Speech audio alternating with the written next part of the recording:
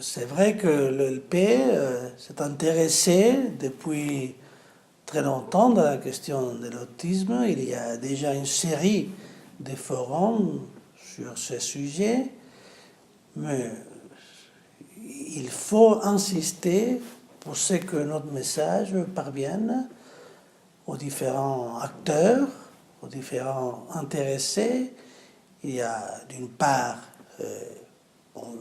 les professionnels, les familles, mais cette fois aussi, on a pensé que c'était particulièrement intéressant de s'adresser au monde de la politique, parce que on a l'impression qu'il y a tout un intérêt qui s'est développé dans les dernières années autour de l'enfant autistique, mais on a aussi le sentiment que quand la frontière de l'enfance est traversée, tout d'un coup, le sujet autiste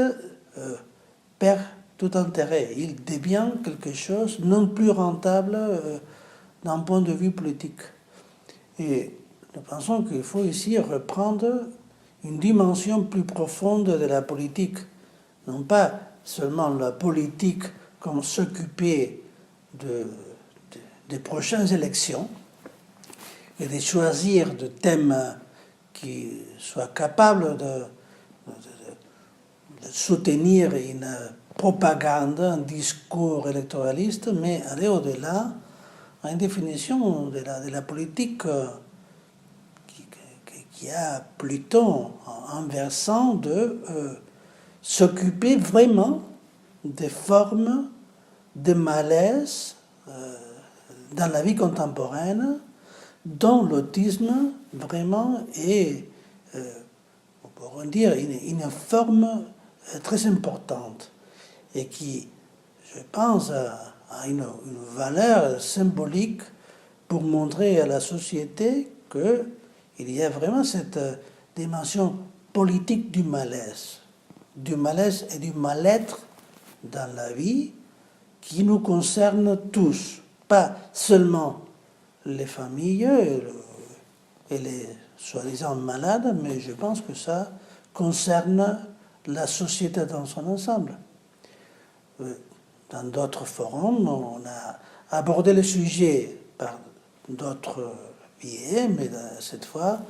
on a vraiment pensé que c'était important de mettre l'accent sur ce type de laisser tomber dont sont l'objet, le sujet autistique, que à partir du moment où ils cessent d'être des enfants, c'est-à-dire quelque chose qui est un objet un peu égalmatique qui justifie des discours très, on dire, très spectaculaires d'un point de vue de la politique. Par exemple, on s'occupe de nos enfants, mais après ça, vraiment, c'est comme si le sujet était vraiment mort pour la société, il disparaît, il n'existe plus. Et je pense que vraiment, les psychanalystes, nous avons le devoir éthique de rappeler la société que non, que le sujet continue à exister au-delà de l'enfance, et nous avons le devoir éthique et politique, parce qu'il y a ces rapports étroits entre l'éthique et la politique, de nous occuper de ces formes de malaise qui nous concernent tous, pas seulement les spécialistes.